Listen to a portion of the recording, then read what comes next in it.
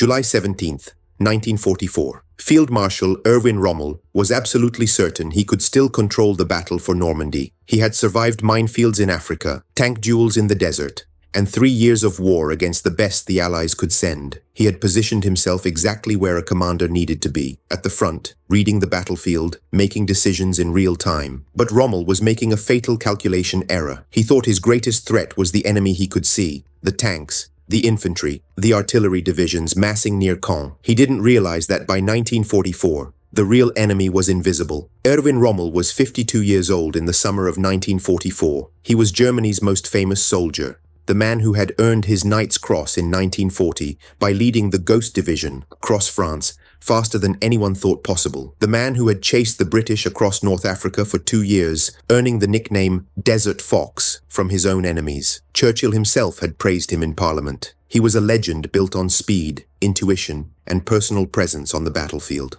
His entire career was built on the idea that a general who moves faster than his enemy wins. In France in 1940, he had outrun his own supply lines. In Libya, he had appeared behind British positions before they knew he had moved. He believed that war was decided by men who could read the terrain, sense the moment, and act before the enemy could react. Since D-Day, June 6th, he had been trying to apply these same principles to the defense of Normandy. He drove thousands of kilometers in his Hoch staff car, visiting headquarters, pushing his men to counterattack, demanding speed. He operated under the belief that he was still fighting a war of maneuver, but the chessboard had changed. Every time Rommel ordered a division to move, it didn't arrive on time. Every time he planned a counterattack, the fuel trucks were burning on the roadside before they reached the tanks. He was a commander trying to play speed chess, while his opponent was simply setting the board on fire. When Rommel had first arrived in France in late 1943, he had been shocked by what he found. The vaunted Atlantic Wall, the fortress that German propaganda promised would throw any invasion back into the sea,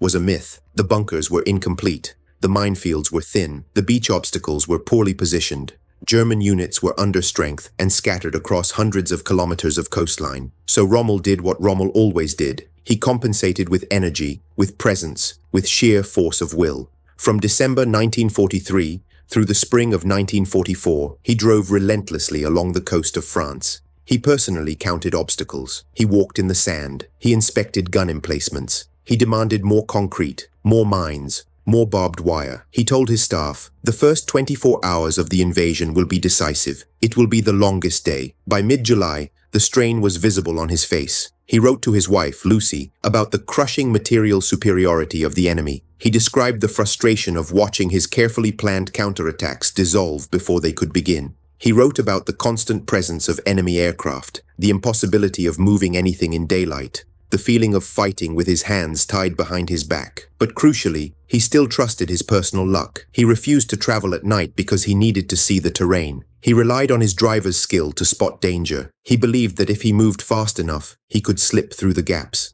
What he didn't grasp was that there were no gaps left. The gap was a concept from terrestrial warfare. In the three-dimensional war of 1944, the enemy was everywhere, because the enemy was the sky itself. Rommel looked up and saw clouds. But the data told a different story. A story of American and British industrial output that had become a mathematical certainty. By July 1944, the Allies were flying over 13,000 sorties a day. The sheer volume of machinery overhead was staggering. It wasn't just about pilot skill, it was about factory output. For every German engine in the air, there were 20 Allied engines. Numbers were relentless. American factories alone were producing over 8,000 aircraft per month. The training schools in Texas, Arizona, and California were graduating thousands of pilots every week. The fuel refineries in Oklahoma and Louisiana were pumping millions of barrels of high-octane aviation gasoline. This was not an air force, this was an industrial conveyor belt that happened to have wings. For Rommel, sitting in his headquarters at La Roche-Guyon, this industrial statistic had a terrifying practical reality. He was going blind.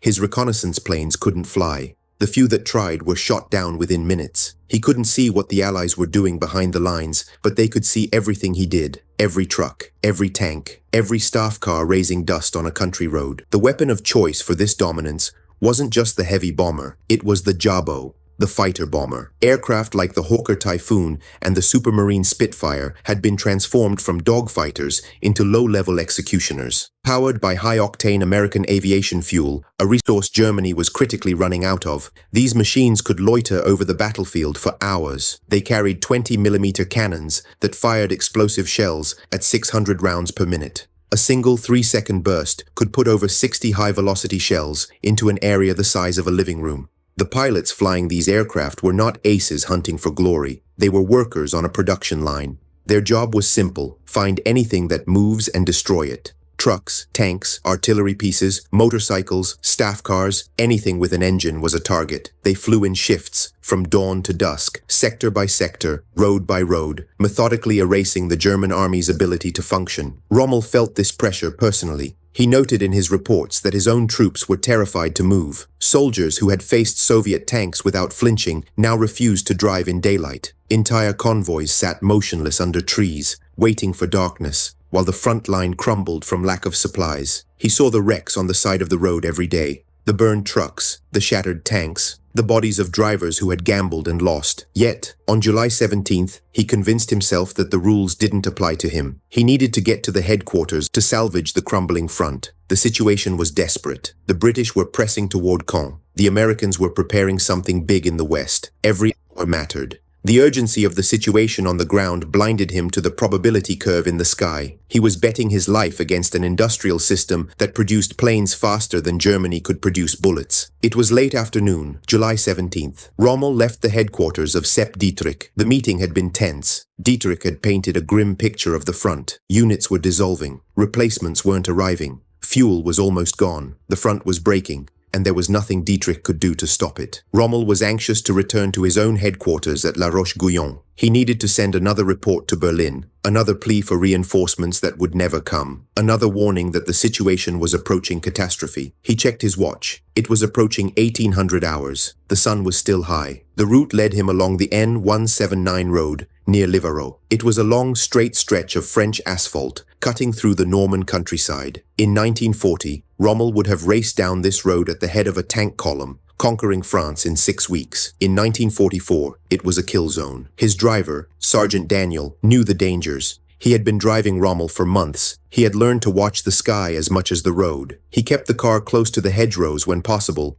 using the shadows for concealment. He varied his speed to avoid creating a predictable dust trail. But Rommel urged him to speed up. They were moving through a gap in the cloud cover. The sun came out, bright and warm on the Norman fields. For a tactical commander on the ground, sunlight is usually good. It allows you to see the terrain, to spot the enemy, to read the battlefield. For a target in Normandy, sunlight was a death sentence. It meant shadows, contrast, and visibility from 5,000 feet. In the back seat, Rommel studied his maps, making notes for the report he would write that evening. Beside him sat Captain Helmuth Lang, his aide, and Major Neuhaus, a liaison officer. They discussed the meeting with Dietrich, the shortage of fuel, the impossible mathematics of the defense. Rommel was gambling. He calculated that he could race between the patrol sectors of the Allied aircraft. He assumed the Jabos were busy over the main battle area at Caen, where the British were pressing their attack. He thought he knew the patterns. He thought he could predict the gaps. He was wrong. High above, scanning the sector, was not a heroic knight of the air, but a routine patrol. Section Blue of number 602 Squadron, Royal Air Force. 2 Spitfires, cruising at 4,000 feet, looking for targets. They weren't hunting specifically for a field marshal. They had no idea who was on that road below them. They were workers on a shift, doing their job, looking for any machinery that moved. When they saw the dust cloud of Rommel's car, they didn't see a legend. They didn't see the man who had chased the British across North Africa. They didn't see Germany's most famous soldier. They just saw a target. This is the moment where the abstract numbers of industrial production condense into a single, violent event. The lead pilot spotted the staff car first, a dark shape trailing dust on a straight stretch of road. No escort vehicles, no visible anti-aircraft protection, just a single car, moving fast, exposed. He radioed his wingman, target spotted, road junction, grid reference. The voice was calm, professional. This was routine. They had done this dozens of times before. Pilot, Charlie Fox, rolled his Spitfire into a shallow dive. He didn't need to know who was in the car. The system had done its work. It had placed a gun platform in the right sky at the right time. All he had to do was aim and fire. The Spitfire descended rapidly, the engine note rising to a scream. From the cockpit, the car grew from a speck to a shape, to a vehicle with visible wheels and windows. The pilot aligned his gun sight, the crosshairs settling on the dark rectangle of the car's roof. In the car below, Sergeant Daniel heard it first, the rising snarl of an aircraft engine, different from the distant drone they had been hearing all day. This was close. This was coming toward them. He looked up through the windshield and saw the shape diving out of the sun. He shouted a warning and yanked the wheel, trying to swerve off the road, trying to find cover that didn't exist. But the math was impossible. The aircraft was closing at 350 miles per hour. The car was doing perhaps 50. The distance between them was shrinking at nearly 600 feet per second. Rommel looked up from his maps. Perhaps he saw the dark shape against the bright sky. Perhaps he felt the car lurch as Daniel tried to evade. Perhaps, for one fraction of a second, he understood what was about to happen. The pilot pressed the button. The Hispano cannons roared. In less than 2 seconds, a stream of high-explosive shells walked across the road and smashed into the Horch. The physics were brutal. A 20mm shell doesn't just puncture, it explodes. Each round carried enough energy to punch through light armor and detonate inside, spraying fragments in every direction. The first shells hit the road surface, throwing up geysers of asphalt and dirt. Then the stream walked up the length of the vehicle. The driver was hit instantly, his left arm and shoulder shattered by multiple impacts. He lost control immediately, his hands falling from the wheel. The car, now a careening ton of metal with no one steering, veered off the road at high speed. It slammed into the ditch, the front wheels digging into the soft earth. The momentum flipped the rear end upward. The vehicle rolled, metal screaming against stone. Rommel, the man who had survived the entire North African campaign, was thrown forward with tremendous force. His head struck the windshield pillar, a thick steel bar designed to hold the roof in place. His skull fractured in 3 places. The impact was so severe that fragments of bone were driven into his brain. His left eye socket was crushed. Glass and metal fragments tore into his face. The plane pulled up and flew away, its engine note fading into the distance.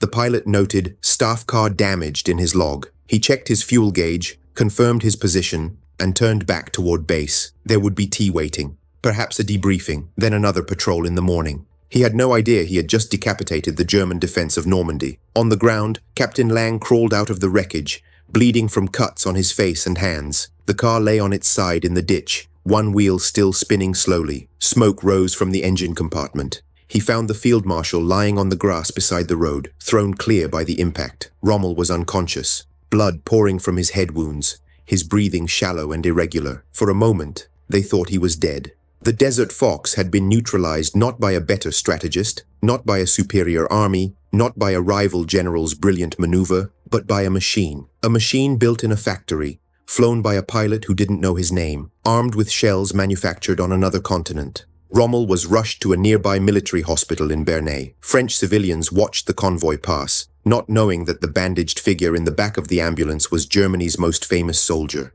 The diagnosis was severe. A fracture at the base of the skull, 2 fractures on the temple and cheekbone, a destroyed left eye socket, and severe damage to the left side of his brain. The surgeons operated immediately, drilling into his skull to relieve the pressure from the swelling. For days, his survival was in doubt. He drifted in and out of consciousness, unable to speak, unable to recognize the officers who came to his bedside. While surgeons fought to save his life, the German front in Normandy collapsed. The one man who might have rallied the defense, who might have improvised some desperate counterstroke, was in a coma. The panzer divisions he had tried so hard to coordinate received no orders. The counterattacks he had planned never materialized. On July 20th, 3 days after the attack, a bomb exploded at Hitler's headquarters in Rastenburg. The assassination attempt failed, but it triggered a massive purge across the Wehrmacht. Officers were arrested by the hundreds. Some were executed within hours. The Gestapo began investigating anyone who might have had contact with the conspirators. Rommel, lying helpless in a hospital bed, was swept up in the orbit of suspicion. Some of the conspirators had mentioned his name. Some had hoped to use his prestige in a post-Hitler government. Whether Rommel knew of the plot or not became irrelevant. In the paranoid atmosphere of the Nazi regime, suspicion was enough. But he was not there to defend himself. He was not at a briefing, not in a bunker, not at a forward command post where he could use his reputation and his connections to protect himself. He was on a hospital bed, his head wrapped in bandages. his career already taken from him by an Allied pilot's trigger finger. He would never return to the front. The injury from the air attack had effectively ended his military career before the Gestapo even knocked on his door. He was removed from the board. But the most shocking part of this story is not the injury itself, it is the anonymity of it. In previous wars, a general might fall leading a charge, recognized by his enemies, honored even in death. Admirals went down with their ships. Generals died with their standards in their hands. Here, Rommel was struck down by a pilot who didn't know his name, flying a plane built in a factory thousands of miles away, fueled by oil pumped from wells in Texas, armed with shells manufactured in Birmingham. The pilot went home for tea. He probably never learned whom he had hit. It was the ultimate triumph of the system. The Allied war machine didn't need to target Rommel specifically. It didn't need intelligence reports on his movements. It didn't need commandos or assassins. It simply saturated the environment with so much lethality that Rommel's survival became statistically impossible. Sooner or later, his movements would intersect with someone else's patrol pattern. On July 17th, the probability curve finally caught up with him. In October 1944, the Nazi regime decided that it no longer needed him alive. Generals Wilhelm Burgdorf and Ernst Meisel arrived at his home in Herrlingen with a simple proposal. Take the cyanide capsule and your family will be spared. Refuse and you will face a show trial. Rommel accepted the poison. He died not on a battlefield, but in the back of a car, on a quiet road near his home. What happened on July 17, 1944, proved the final thesis of World War